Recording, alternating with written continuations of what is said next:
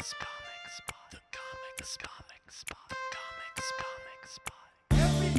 talking at the comic spot. The comic spot. The comic spot. Everybody's talking at the comic spot. The comic spot. Facebook people, we're talking. Yeah. Just sit and listen, and I'll do his intro in a minute. We're having fun. So, Greg, you were talking about aspirations of coming to Vegas. Carry on. Yeah, like I said, I've been in contact with numerous people that want me to come out to Vegas, but as you know, scheduling and time is very important. So, but hopefully I'll get out there. Right now, I'm working on numerous productions in Queens, New York, and Manhattan. So, but I didn't know that you were working out of Vegas. Yeah. Well, let's start off by talking about your one-man show, and then I'll do your intro and go into your life, etc. And we'll end on your one-man show. But for right now, plug your one-man show at the top here. A lot of people just come on for the beginning. Right. I don't know how to do that, but What's the name of it? Right here, The Shoemaker's Son. Yes. Yes, on April 29th at the Hellenic Cultural Theater in Astoria, Queens. I immigrated from Athens, Greece in 1971 in Astoria. So me and my team thought it would be pretty cool if we kick off the first show in Astoria. So it's on April 29th. On April 22nd, I'm producing The Meth. It's a different show. It's a storytelling show. But April 29th is my one-man show. This is by far the biggest production I put together, for my career as a, stand-up and actor. And so it's exciting. 44 pages I have to memorize. So, 4 acts. The acts talk about me when I first come into the United States in 71. So the way I've broken it down, it's kind of, it's funny as well, but I've broken it down. When I immigrated here, I mispronounced the word hamburger with hamburger. I said it with a Greek accent. So I was nicknamed Hamburger because if you know anything about New York, there's nicknames. There's always nicknames, and you don't get the cool nicknames like Benoit, Quay, Johnny Cool. Usually the kids, they give you a nickname that you don't like. So they used to call me Hamburger, and I hated that name. I couldn't stand that name, because you're thinking it, they're talking to a girl, and then all of a sudden you hear, "Hey, Hamburger," I'm like, oh. They used to call me Milkshake because I brought boys to the yard. Right. Somebody will say, is somebody calling me Hamburger? I'm like, that's not me. I'm Burger King. So there you go. Right. So that would be the first act. And then from there, I go into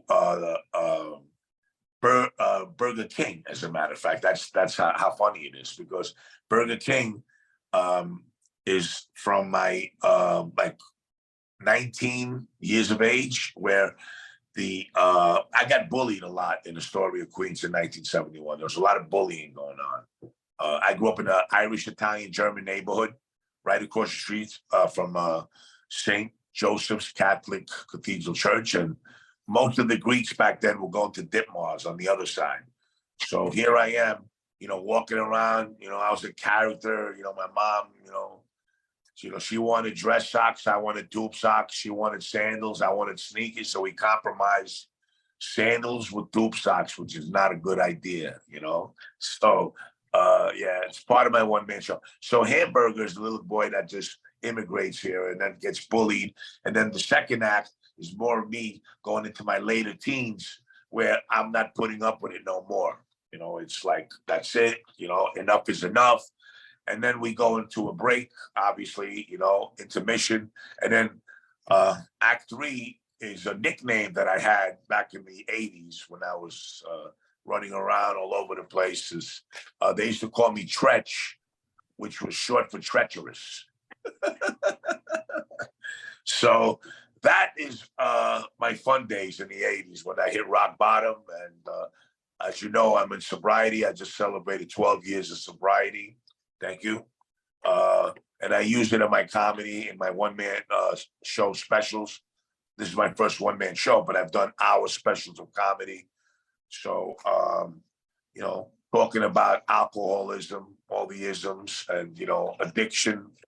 I'm an addict also, so I'm sober since March 2nd, 2011 from alcohol, cocaine, and crack cocaine. Also, I used a lot of that. So that's the end of Act 3. And then Act 4 is me coming to light, and I call it Greg Kritikos is coming through the darkness into the light. You know, one of my quotes that I use, inspirational quotes, I always say, it is our darkest moments in life that'll truly make us shine brightest on our path.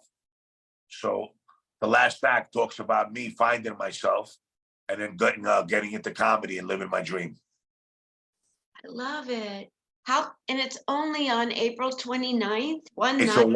a one night show only. It's being filmed. We have a whole, you know, team there. They're gonna film it. They're gonna do it, you know. And the reason I didn't put any dates is because I don't have any additional dates yet. But my goal is to take this off Broadway in Manhattan, get an off Broadway theater, and hopefully lock down like maybe about, I don't know, 12, 14 shows at an off Broadway theater. But the first one in the story is only a one night. We are expecting a full house, packed house. The theater seats about 180 people. So yeah, it's pretty fun. And Mike Rockwitz, I always give him a shout out. He's my graphics designer. You know, he does all this, and he was the youngest colorist and editor to work with Stan Lee in Marvel Comics. So him and I have forged legendary entertainment in New York City. And working with Mike, I mean, he's brilliant, you know, and he does all my graphics. If you go on my pages, you see all my comedies. He's brilliant, you know. So we have the church over here, St. Joseph's Catholic Church. We have me and my boys back in the 80s over here. I'm in the middle. So we have the shoemaker, which is my dad. You know, he opened up a shoe repair shop, which he was a professional soccer player in Greece. My father was very famous. Athanasios Kritikos, he played for the national team. And I recently lost my mom and my dad. In 2020, my dad passed. 2021, my mom passed. So yeah, I'm really excited. And 42nd Street, and we have a little bit over here. If you see it, this glass with a bullet hole. I saw that. Yeah. So it's an amazing graphic, and we have the Hell's Gate Bridge by Astoria Park, where in the late 70s, early 80s, Astoria Park was the place to be. You know, everybody from Queens would go to Astoria Pool Theater and go skinny dipping at nighttime and parade all their fancy cars, you know, the muscle cars. So yeah, Astoria back in the 70s, which I call it Astoria. Now it's turned to Astoria. You know, it's totally different, you know, everybody. Got that grande ring to it, like Starbucks. And here's my ticket. Yeah, that's beautiful. Yes. So we are super excited, you know, me and my team. And I'm doing all the acts. I'm doing my mom, my doctor, my, you know, dad, my friends. And it was a tough neighborhood, Astoria, back in the 70s. Wow. Well, I'm so happy that you're doing your one-man show. I'm going to be in New York at that time, but I'm Really? Wow. I would love to have you. If you're around on April 29th, I would love to have you. Yes, absolutely. I'm supposed to go watch my friend Ziggy Susser perform at 7 o'clock. So what time's your show?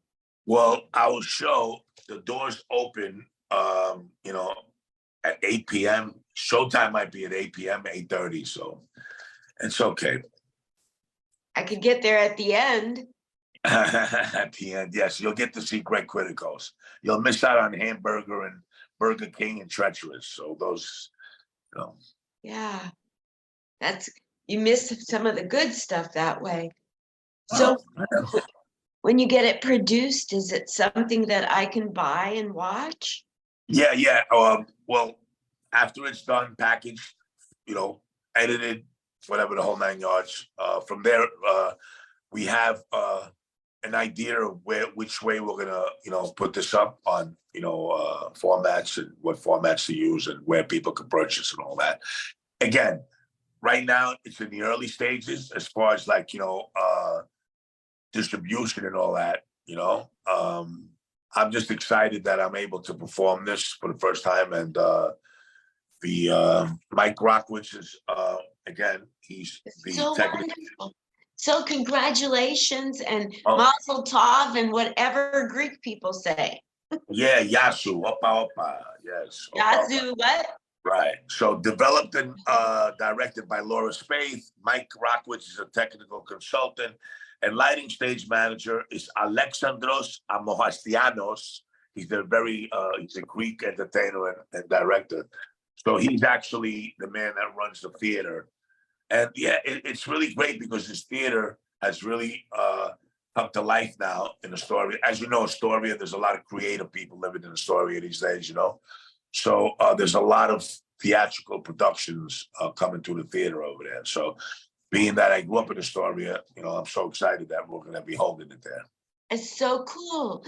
Greg, you're on here and there's a lot of people that cannot get to your one-man show on April 29th for whatever reason. So we don't want any spoilers out of your show, but would you, let me say the intro for who you are, because I just jumped into talking with you. So you guys, Greg Kritikos was born in Athens, Greece, as he said, and raised in Astoria, Queens. And he's a comedian, an actor, a voiceover artist, as you can imagine from hearing him, and a creator. He's an event producing machine, and his energy and creativity know no limits. And I have one other thing to tell you. He's on IMDb with acting credits. And it says that he's most well known for Tomorrow's Today in 2021 and Witness Protection Program 2016 and Scriptless 2014. Yeah. Yes. With regard to your extensive, longer than 20 some years of comedy, talk to us about your amazing career in all, Greg. Tell us about it. Yeah. So really quick, I have no problem breaking my anonymity. As I mentioned, I am sober. March 2nd of 2011, I just celebrated 12 years of sobriety. So in my late 70s, my late 70s, in my early teens, I had opportunities to be on Comedy Central. Even later on, I was offered to be on The Sopranos and all that. And unfortunately, due to my addiction, I was totally screwing up. I was messing it up. So I feel like I'm exactly where I'm supposed to be right now in life. So I wrote, when I got sober, I started touring. I started doing comedy. My first show ever was at the New York Comedy Club. And I happen to know Al Martin pretty good. I produce out of his venues. Al Martin is the owner of Broadway Comedy Club, New York Comedy Club. He sold New York Comedy Club and Greenwich Comedy Club. So March 2nd, actually I got sober. In August, I jumped right on the stage. I never did an open mic. I just went right on stage. And from there, my journey began. I started writing, and I wrote something called Stories from Astoria, which was a quick little synopsis. And back then I was working with Prime TV. This producer kind of read it and he wanted to talk to me about possibly putting it to life. And we made a sizzle reel, and my sizzle reel actually made it on national television in Greece. Right. So that all started happening, so Stories from Astoria. And I started writing and that. And then as I started continuing doing comedy slowly, I started getting into it. So I always had passion and love for the arts as a kid. Unfortunately, my mom and dad, it's tough, growing up. My dad was a local shoe repair shop. He opened up a local shoe repair shop. And there's, we came to the United States for the American dream. Unfortunately, my mom, she got hit by a drunken driver when I was 12 years old. And as a result of that accident, they had to amputate her leg above the kneecap. So it kind of changed, everybody's course of life, because when something like that takes place, it adds a lot of pressure. And, so from tragedy, looking at the American dream, we were the family that had tragedy. And from there, as a young man growing up, I picked up and I started drinking, and it kind of silenced all the noise in my head. And I drank the drugs for a long time. So I missed out on all the opportunities that I had coming my way. And again, I just feel like I'm exactly where I'm supposed to be at the moment right now. And since I've been sober in 12 years, I've managed to put some things together. Like when I was touring the country, I did the Bing Crosby Theater, only on the 50th time on the stage. And I actually did a show at the Bing Crosby Theater. Then I went back for another show. And while I was in the Northwest, people were looking at me and they thought I was in the witness protection program, which is hysterical. And I used it part of my comedy. And so while I was out there, I started writing creatively, and I said, this is pretty cool. So why don't I put a cartoon together? And Mike Rockwitz and I got together. Like I said, he's a graphics designer, colorist. He worked with Stan Lee. And then from there, we contacted Will Branca from Rent and Stimpy. So we actually put 3 episodes together for the Witless Protection Program. So we have that, and that's another production that we're in talks with investors as far as like getting it out there, on a cartoon. It's a cartoon, obviously. And that's a production I'm involved in. But the big one was 2018. I wrote, produced. I wanted to direct it, but my investors felt like it's better if I was to get the lead role. So the original movie was called Charlie Boy. We were scheduled for a theatrical release, but then we changed the name to Tomorrow's Today. And we had a theatrical release, and I play opposite Kelly LeBrock. She plays my wife in Tomorrow's Today, my ex-wife, and Burt Young from all the Rocky movies. He's an incredible actor. I got to meet him. So we had a little bit of a theatrical release due to COVID. It shut down a lot of stuff, but now you can find it on Amazon Prime as Tomorrow's Today. And I got the lead, and it was fun, starring in my first feature. That's crazy fun. Oh my goodness. So talk to me about what all you learned over the years performing comedy. Give us some tips. I've only done comedy 9 years. Give me some tips. Well, I really believe that you have to be born with it. I mean, you could, get better at it.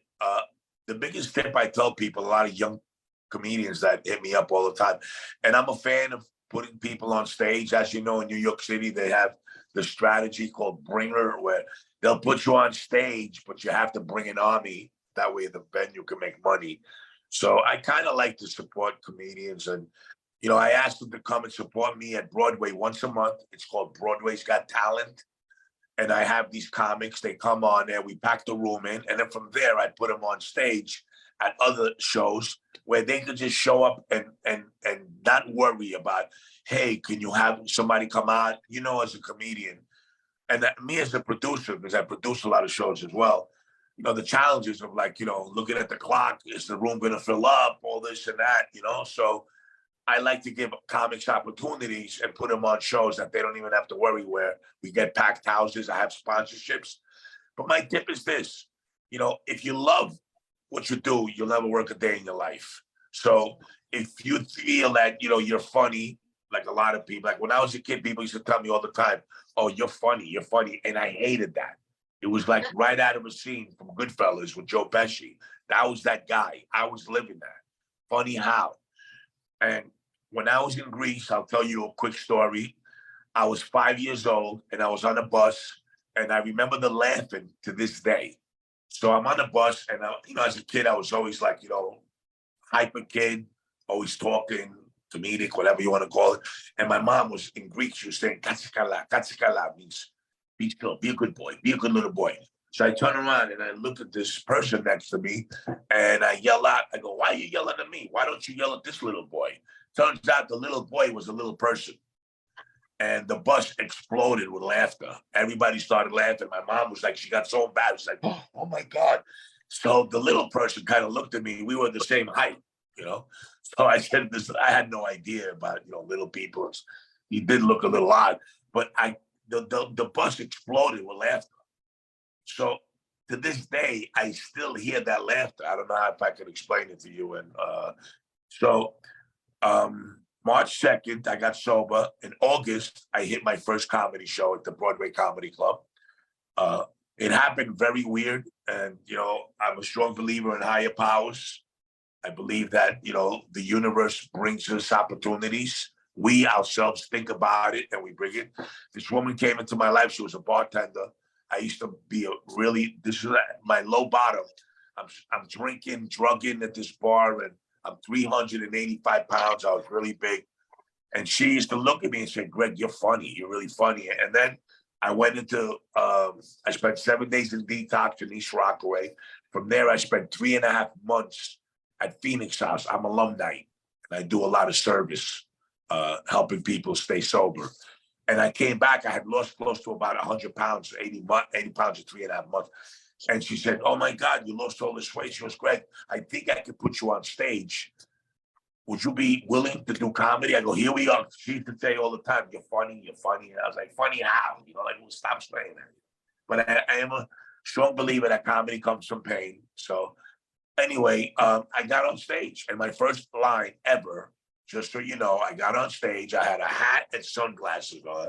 The producer was Clayton Fletcher, and he said to me, he goes, I'm going to put you on check time. I had no idea what check time was. Check time, as you know, professional comedians, they don't like check time because who's paying attention to the act? They're paying attention to their bill. It's like everybody gets to check in one shot. So I was like, sure, put me on check time. I don't know. So I get on stage with my hat and sunglasses. He goes, why are you wearing that?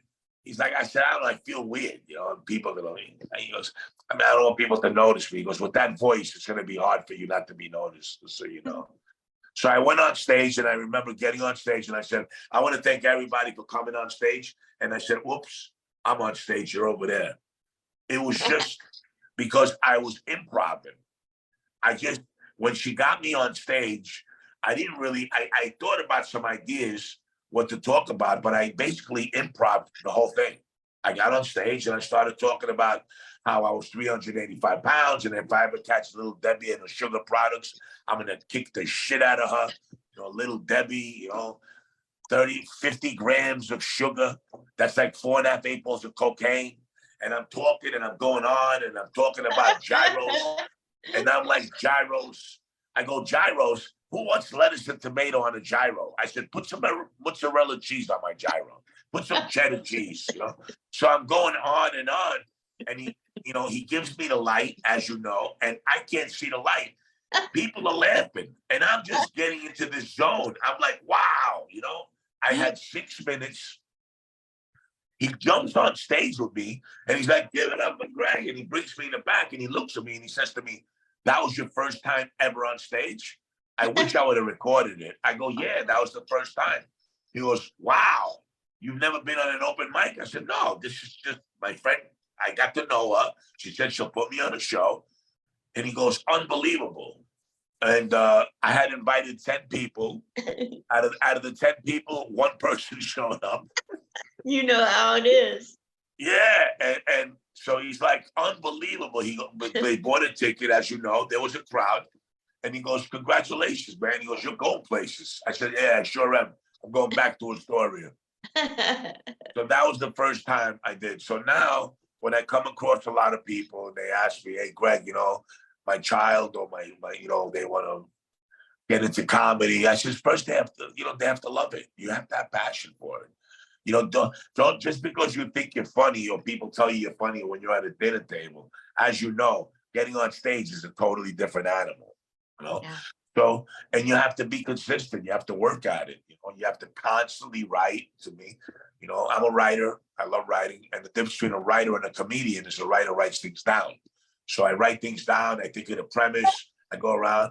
And then from there, as you continue to build and you're loving it and you keep networking, don't stop. keep networking, try to do as many shows as you can, and hopefully down the road you'll find your voice. And my voice, the experience I've had with my voice is that comfort zone, being comfortable on stage, and yeah, finding that that voice that comedians talk about. And the voice for me is I'm very comfortable on stage. I am who I am. I'm not going to change for anybody. I like to be who I am, and it's a wonderful ride. Absolutely. So you started comedy because a friend got you up on stage, and that's how your first time on stage went. A pro show. It was in August on a Friday night at 8 o'clock. That's how it was like taking a baby, a young kid, and throwing him in water. I had a paddle, I had to swim, So, I was always a character as a kid. People always said I was a guy, and I'm pretty funny. I've been on NIL, National Improv League. After that, obviously, because after I went on stage, I started, and my head started getting more clearer and clearer, because of all the narcotics and drugs. I had hit a rock bottom in my life, which I like to say the bottom was the greatest gift that I got, hitting bottom. And from there, there's no way but up. And I've been very blessed and grateful that I'm living my dream today. I make money out of comedy and producing. I've done sketches. I did a couple of sketches that went viral. If you want to see a very funny sketch, it's called The Slice, Greg Kritikos, or The Slice, Greg the Greek. You Google it. On Facebook, we had over 2.5 million views. On TikTok, it's way past 7-8 million views. It's a sketch where an annoying hipster, as we call it, comes in, and I play a character called Nunzio. He's a very old-fashioned pizza guy, and and he comes in and he's annoying and he's asking me all these crazy questions, and Nunzio is not having it. So we've had over 50,000 shares on Facebook. People will love it. They love the character. So I recommend if you want to get it. How do I Google it? I'm going to Google it right now. Right now, The Slice, Greg Kritikos. The Slice, Greg Kritikos. See what pops up. Pizza. The Slice, it's called. The Slice, Greg Kritikos. I know, it tried to take me to a pizza site. I got it. I'll watch it. It's very, let me see. Show me on the phone. Let me see if I'll tell you what it is. I can't see it. Come a little closer. That's it. The bottom one. The slice hipster. There's a couple of F-bombs, but people love Nunzio. They love Nunzio. He, yeah, he's like, let me ask you about that plain slice. And I'm like, yeah, it's a plain slice. You're a doll. This has been great. I'm glad I'm getting to know you. I'm going to be there April 4th to May 7th in New York City. I got some things coming up at Broadway and Comic Strip in Greenwich Village, and I'm really excited. Even up at Governor's. I'll be up at Governor's. Yeah, I worked at Governor's. It's party on the island. I did my last show there. I did a double headliner with Carrie Carabas. I don't know if you know Carrie. We did the Greek Squad. It was pretty good in the little room. We sold it out, and I love traveling. I love touring. I'm leaving for Boston. I'm going to Providence. I'm going back to Spokane, the Big Crosby Theater. Where are you going to be? Who are you going to be with in Spokane? I had the last show. I brought A.G. White from P. Diddy Bad Boys of Comedy, Showtime at the Apollo. He was one of them. I put Barry Ribs on and Janice Bassetti. Back then, Janice and I did a show called Bagels and Baklava. But since then, we don't work together anymore. I wish you all the best. I just kept growing. Part of the entertainment industry is keep growing, and I'm always looking and, involved. And I just, on my 60th birthday, March 24th, I finished my script for The Shoemaker's Son. I'm working with the same producers that produced A Good Cop on NTD. NTD is the network that was looking for content, and they produced 10 episodes of A Good Cop. So we're actually working together on a show called The Stories from Astoria. The Shoemaker's Son basically is going to be a feature one day. with God's grace. So there's a lot of productions that I'm working on and doing my comedy, but most of all, I do a lot of motivational speaking as well. So No, wait, that's tell me about that. well, last time I was in Ohio, I spoke at Lake Erie College with all the athletes, and I talk about the alcoholisms of athletes and stuff, and how the isms are always there. There's people. I talk about alcoholism. I talk about addiction. I have a commitment at Cornerstone in New York and Jamaica. 7 years. I go there once a month, and I speak to all the addicts and alcoholics, and I talk about how the disease is just stopping people from living, and hopefully I can plant some seed into people.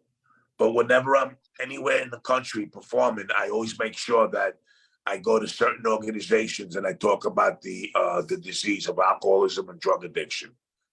So that's the most important. I have sponsors that I work with as well, and I have a show called "Sober is the New High." It's a comedy show that I perform, and I go to Glen Falls, the Quarry House. It's a big sobriety home, and I perform there. And I take comics with me to open up, and they get very scared. They're like, "Wait a minute, they're not drinking?" I go, "No." They're like, "What do you mean?" I go, "Yeah, they're not drinking," and they laugh. Yeah, they laugh. So a lot of comics, they're worried. They think that if people are watching them and they're not drinking, they're not gonna laugh. So that's what I mean. As a comic, as an entertainer, you shouldn't worry about stuff like that. You should just get on stage and do your act. You know what I mean? Funny is funny. Exactly. Funny is funny, and I see funny everywhere. And I'm sure you do too as well. Funny is stuff. I was just recently promoting my friend. He's a co-producer on the show right on Facebook called Views, News, and Reviews. We go once a month at Mixed Studios, and one of our producers wrote a book 10 years ago, Stop Beating Around the Bush. So yesterday we were in Astoria with a 5-man crew, cameras, lights, camera, action. I was interviewing people, comedian, and asking them questions and all that. And it's pretty funny because, again, the funny part. So I was interviewing people, and we got footage, and then at the end of the month, we're gonna air it at the studio, which we go on, and now it's live on YouTube and Facebook and all that. But 2 weeks ago, I'm talking to somebody, and his friend was there, and his friend was a deaf gentleman, and he read lips. He's a lip reader. So at one point, as we're talking, he's reading my lips, and he's talking, and the guy's there, and the guy walks, the gentleman that couldn't hear well, he was there, and the gentleman that he was with left. So it was just me and the deaf guy. So I'm talking about stop beating around the bush, and he gives me this look, an odd look. And I guess I was like, okay, and he's like, and then the guy comes back and he gives him some answer. And the guy looks at me and he goes, he wants to know why are you talking about eating around the bush?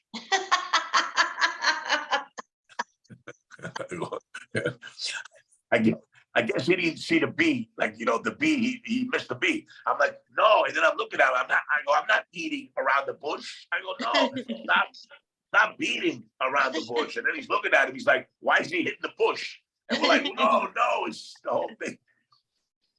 Oh, that's hilarious. I hope that's in your comedy. Yeah. Well, I use it, when I do my stand-up now, because I talk about how people, really quick, when I got sober and I saw this world, my son, he's 26 now. He's a graduate from Hunter College with a degree in graphics and design. And he's a student of philosophy. I love philosophy. My father, when I was a child, he would speak to me in philosophical terms and all that. And it's like that, yeah. It's like now, people are so different these days. I mean, everything changes with time, but I think people are just handcuffed to technology, and they got their phones, So when I got sober, You know, I was drinking and drugging for 30 years. I got sober to this world that I had no idea.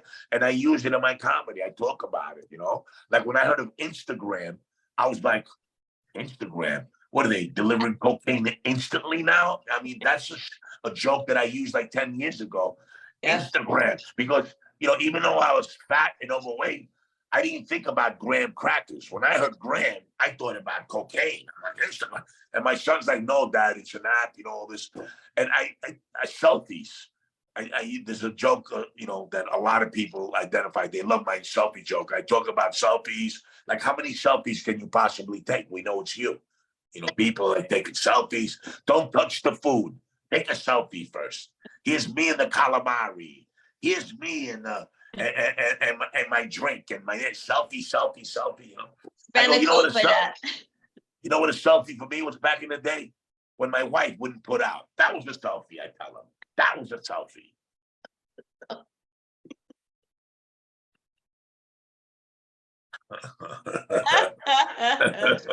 You You're know. hilarious. Well, So let's. you and Helene are good friends. Helene Witt.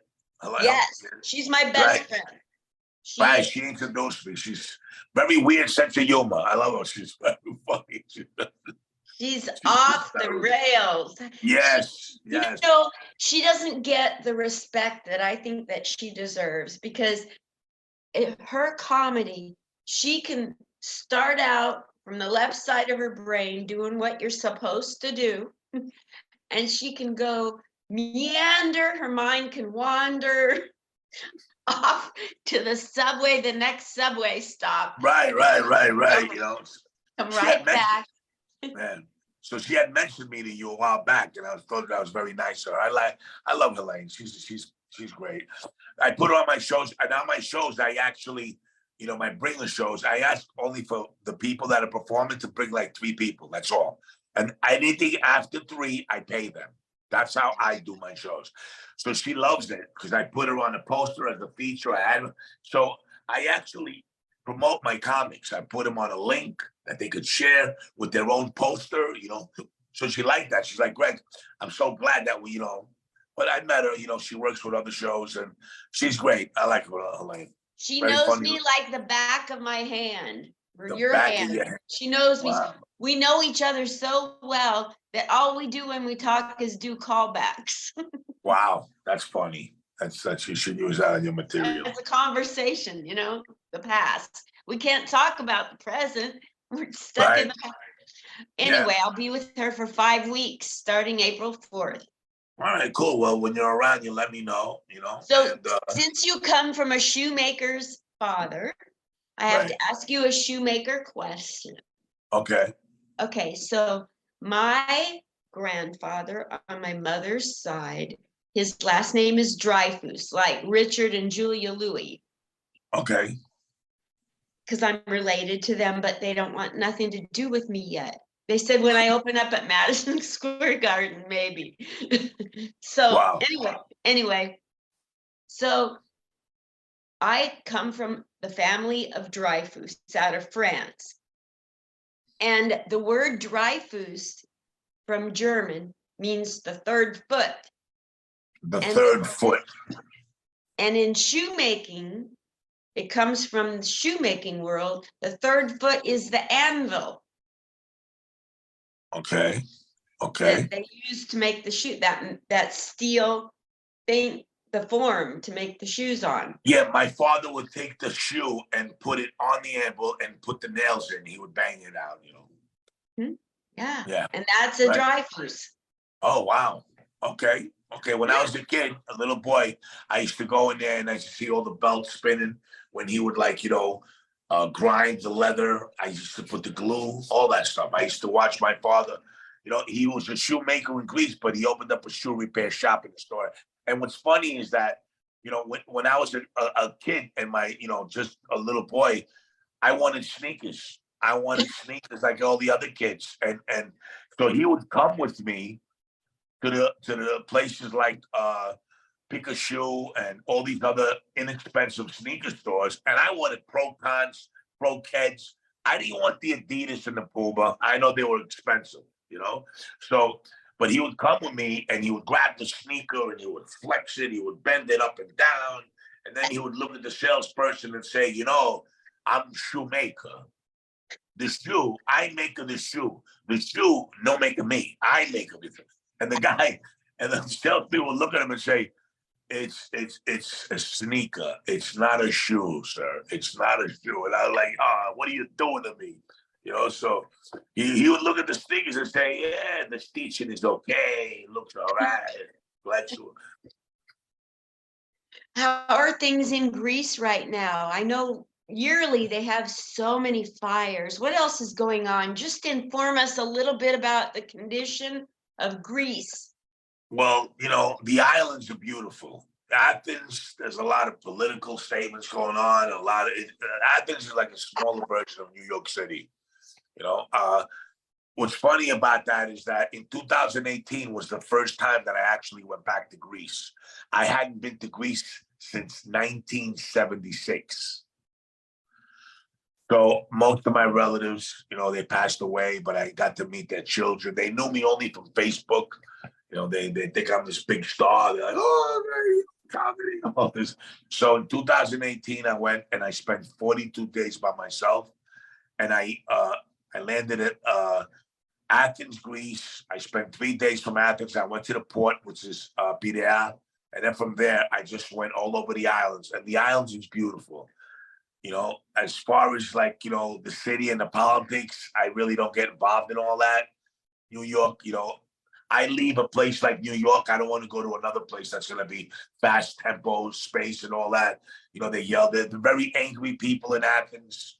You know, Uber tried to go there, and the Greeks weren't having it. They're like, no Uber, no. The taxi drivers, whatever they say. But if you are going to go to Greece, I recommend you go to the islands. Go to the islands. It's beautiful. The food is great. The sea, the beautiful oceans, the water, the beaches are amazing. The people are happy. They closed everything down in the afternoon. They, you know, from 12 to like 3, 4, they closed down. That's how they live. And then they reopen. Got my passport. Will you take me and Helene with you? Why not? If you ever want to go back to Greece. I mean, so from 2018, I spent 42 days. I went to Mykonos, not Mykonos, sorry. I went to Santorini. I went to Crete. I went to Aegina. I went to Agistri, which is like the Greek Blue Lagoon. It was beautiful. It's a fish hook island. I went all over the place by myself. I did some soul searching, you know, and it was beautiful. I went to like Santorini. I don't know if you're familiar with Santorini. I went to all 3 levels. And I remember walking on the boardwalk. I hadn't, you know, by the beaches, and I haven't been there, mind you, since 76. So a whole lifetime. And I'm walking, and there's this Greek lady. She would see me walk every day by myself. And she says to me one day, she goes, I see you every day. You walk from the mountain, you come down by yourself. She goes, you're in Santorini. You're supposed to be with a beautiful woman. This is the island of love. She goes, why are you by yourself? She goes, you're a good looking man, you know, you're okay. I said, you know, on the way here, there was a little bit of something, you know, a little mistake. I go, well, I lost my luggage. I got mixed up with my wife. And so they said to me, you could take one thing. You could take your luggage or your wife. And I took my luggage.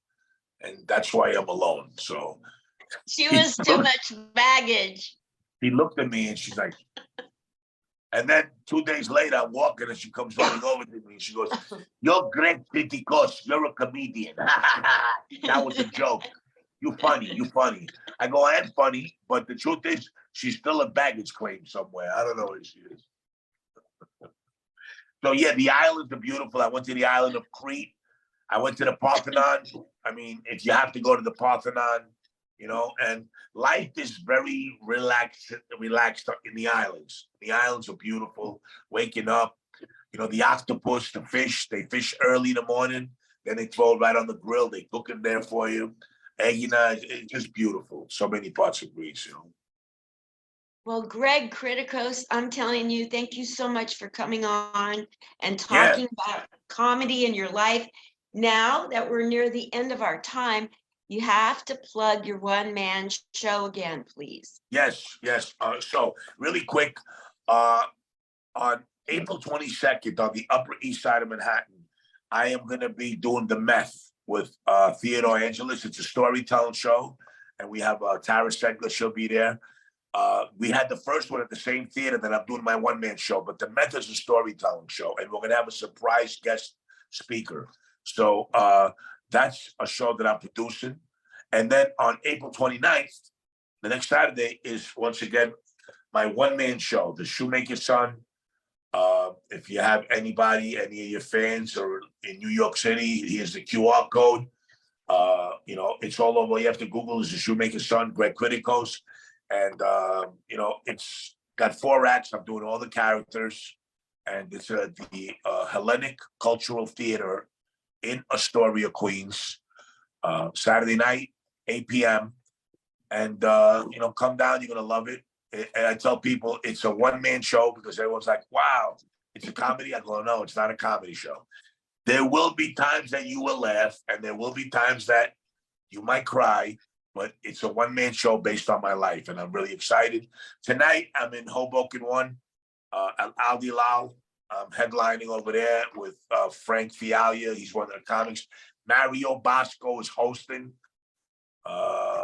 Frank's been on the news lately, or is that Jim? Mario? Falia? Yeah. Well, he's a comedian. He's a retired police officer from Long Island, and he's going to be on the show. Roseanne Puzo's on the show too, up and coming Italian coming. So it's like 3 Italians, and then we have a special guest of myself. I'm the last one. I'm the headliner. The Greeks always last, but it's okay. It's fun. But I'll be there tonight, and you know, just doing what I'm doing, and I can't wait to meet you in person. Thank you so much for having me. Absolutely, I can't wait to meet you too. Yes, you know, and say hello to Helen when you get a chance, and hopefully we'll see each other sooner than later. Yes, and I love bringers. I got no problem with bringers. Yeah. Everybody's a dead ringer for a bringer. Yes, that's great. You know, when I was telling Al Martin about people complaining about bringers, he said to me, hey, Greg, the Beatles had a bring too, all right? Thank you. They're not going to get booked if people don't fill them seats. Well, you know what? Listen, that's part of, you know, working your craft. You know, if you're funny and you're constantly working, you're going to meet more people, and they're going to want to come out and see you. My one-man special at Broadway Comedy Club called People Are Suspect. I was very grateful. I pulled out 138 people. How many specials have you done? I've done People Are Suspect, Don't Mess With My Mess at the Producers Club. Then I did Sober Is the New High, which was I raised some money for the Our Children organization. It's for children that have parents that are incarcerated. So it was a fundraiser. I did that in Astoria at Beans and Lager. You know, I've done another one called What's Wrong With This World. So these are like specials that I'm up there for like 45 to an hour, you know, and I love coming up with taglines, you know, and, you know, listen, yeah, as you know, the greatest gift we have is an explosion of laughter. That's what I love. When I can hear those belly laughs, I know I'm doing the right thing. Yes, absolutely. Absolutely. Thank you so much, Greg Kritikos. Now on Facebook, you're Greg Kritikos. What are you on Instagram? Greg Kritikos on Facebook. But my page is my birth given name. So if you want me to friend you and all that, it's Gregorius. That's what I was trying to tell you. It's Grigorios, Kritikos. And then I have my, Greg Kritikos page. Instagram, Greg Kritikos. TikTok, Greg Kritikos. And yeah, I'm Greek, and black olives matter to me a lot too. So, Thank you so much. You're a delight. Thank you so much for having me. I really appreciate you, and I can't wait to meet you in person. Likewise, same here. Bye, Greg Kritikos. Bye, Bye-bye. everybody. Thanks for watching.